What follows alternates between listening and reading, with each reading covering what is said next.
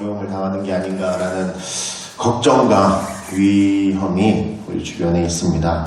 여지껏 그 고생을 해서 버텼는데 또 비슷한 일이 벌어질까봐 걱정도 많고 생각도 많아지는 요즘을 살고 있습니다. 저도 요즘에 이제 제주도에 확진자가 생겼다고 하면 바로바로 부모님께 전화하게 되는데요. 그러면서 이제 가족도 돌보게 됩니다. 먼 친척들에게도 그 지역 어딘가에 확진자가 있다 그러면 이제 전화하게 되고 통화하게 되는데요. 멀리 사는 가족들이랑 이렇게 통화를 하다 보니까 결국은 이렇게 가족이 아니면 또 친척이 아니면 서로 연락을 잘 하기가 어렵구나라는 거를 또 한번 느끼게 돼요. 요새 제가 이제 집에 가는 길에 요새 이제 그 코로나가 살짝 이렇게 힘을 잠깐 잃었을 그 며칠 동안 차가 엄청 막혀서 집에 가는 길이 이제 음악을 듣는데도 한계가 있고 설교를 듣는 것도 이제 너무 그래서 이제 친구들한테 전화하기 시작했어요. 이제 전화하는 게 제일 잠이 안 오더라고요. 전화를 했는데 제가 전화를 하니까 아이들이 되게 반갑게 받는 거예요. 와 너무 오랜만이다. 어떻게 살아? 난 일산에 있는 교회 부목사야. 네가 목사가 됐어? 뭐 이렇게 막 전화를 하는 친구들이랑 같이 통화를 해요.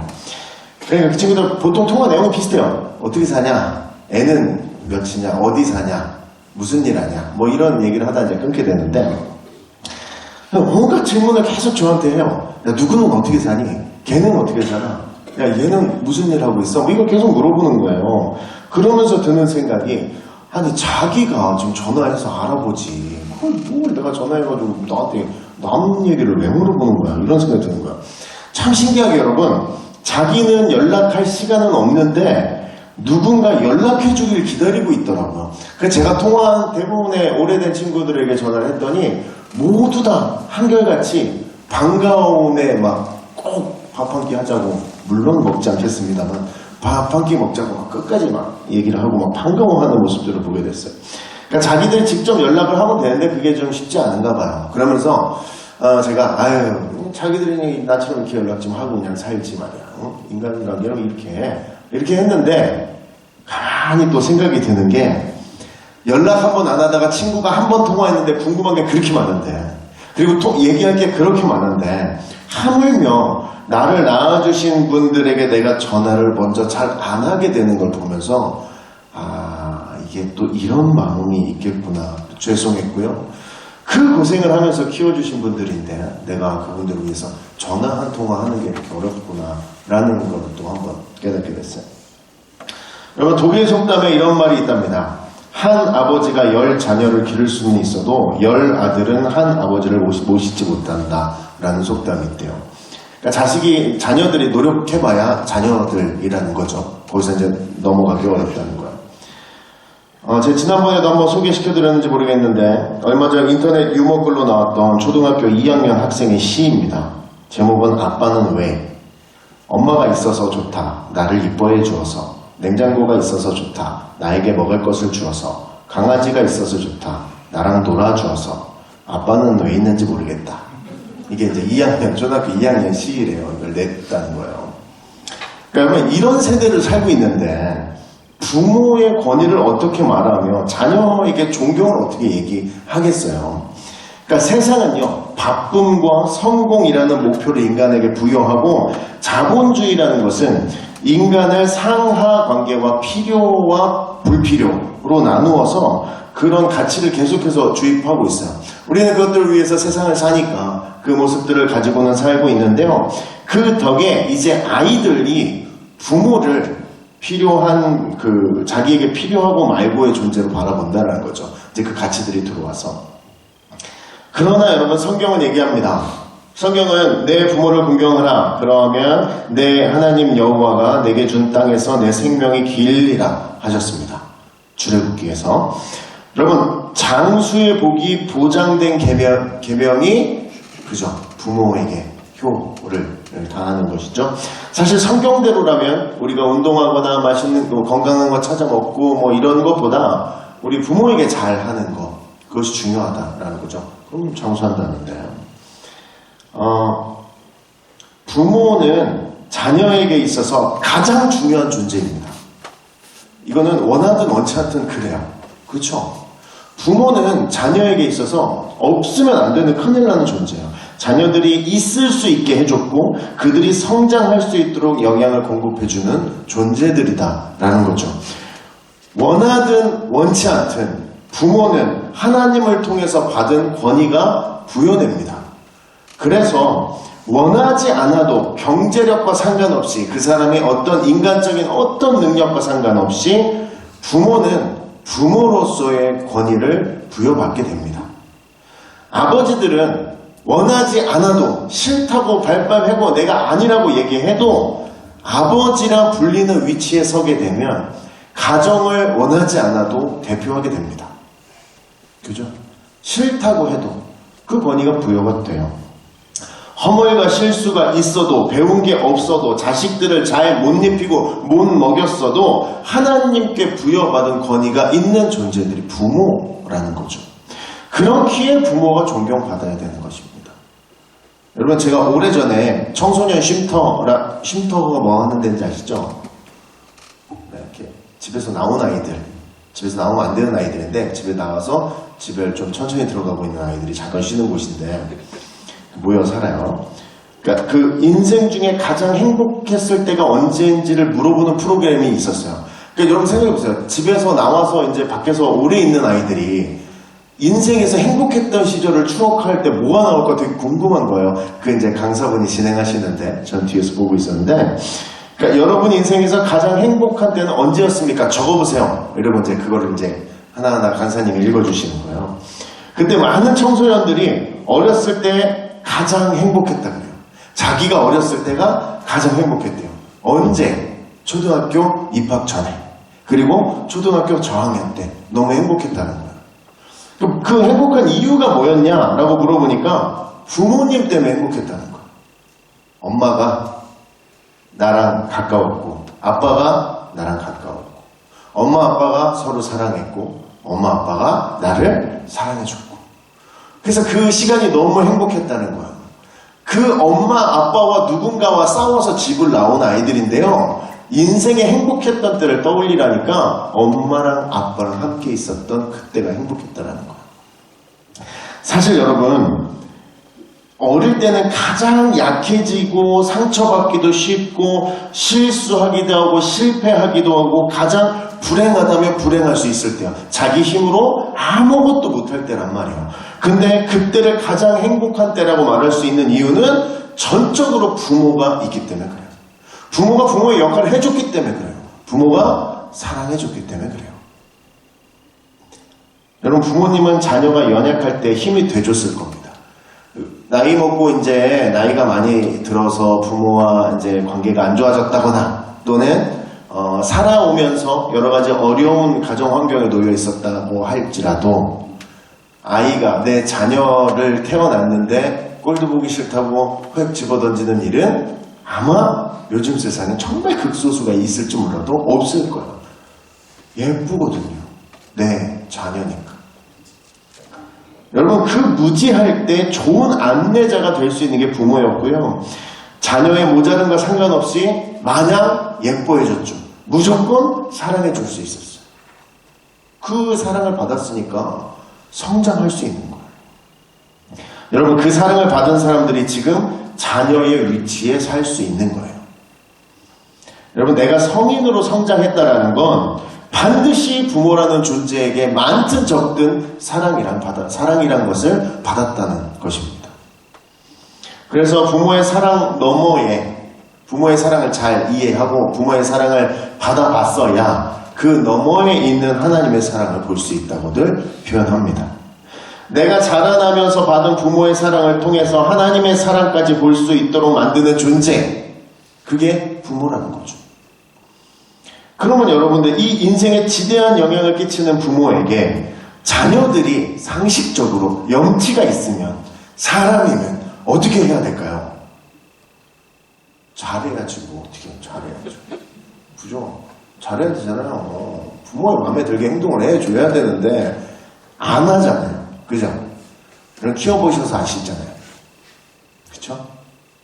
저랑은 좀 다른, 저는 1차원적인 아픔을 겪고 있지만 여러분들은 굉장히 막 이렇게 깊은 아픔을 겪고 있잖아요. 그쵸? 다 고민이라고 하시대요. 태어나면 건강해야 되고, 초등학교 가면 중학교 잘 갈까, 고등학교 잘 갈까, 대학교 잘 갈까, 취업하면은 취업 생활 잘 할까, 결혼하면 결혼 생활 잘 할까, 애기 낳으면 애 잘 키울까, 계속 고민이시라면서요. 참, 대단한 것 같아요, 그죠? 부모가 자녀를 생각하는 부분에 있어서는 정말 대단한 것 같아요. 여러분, 아무리 생각해도 부모라는 존재 앞에선 부모에게 잘하는 건데, 우리는 흔히 이제 이렇게 생각하죠. 부모를 감동시키는 거. 성경에 나온 대로 우리가 읽었던 본문대로 부모를 기쁘게 하는 거. 그게 이제 최고인 것 같아요. 그래서 이제 잠언 우리가 읽었던 25절에 내 부모를 즐겁게 하며 너 낳은 어머니를 기쁘게 하라 라는 구절이 나오는데요.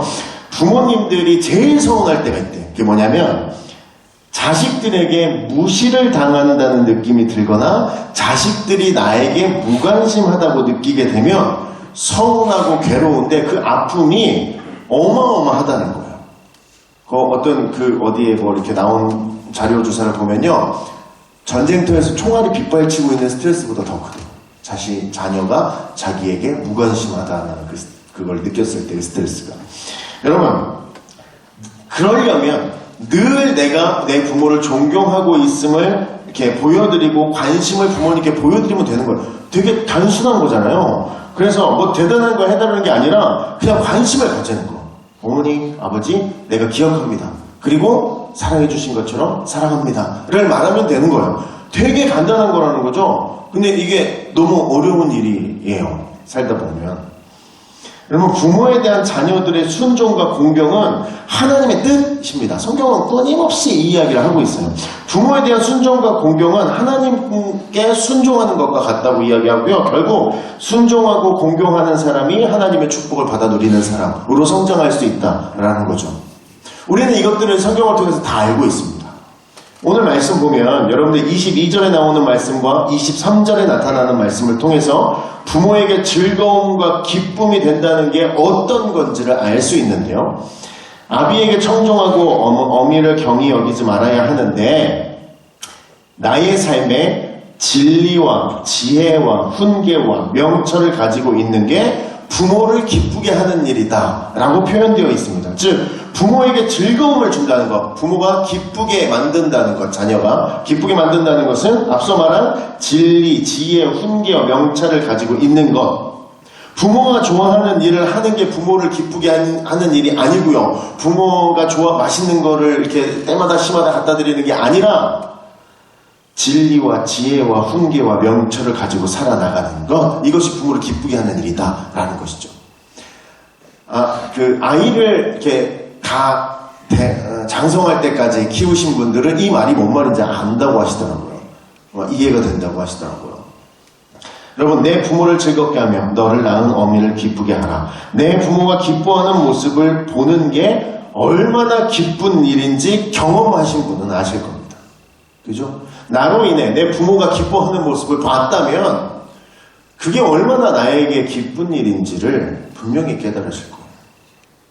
저희 어머니 아버지 저기쯤 앉으셔가지고 저 여기서 안수받을 때 저 그 표정을 잊지 못해요. 세상을 다 가진 표정이었어요. 드디어 내 아들이 그 사고치고 그렇다고 제가 이렇게 막 살진 않았어요. 그렇지만 저 말도 안 듣던 녀석이 목사가 된다니 이러면서 막 눈물을 흘리셨던 부모님이 기억이 납니다.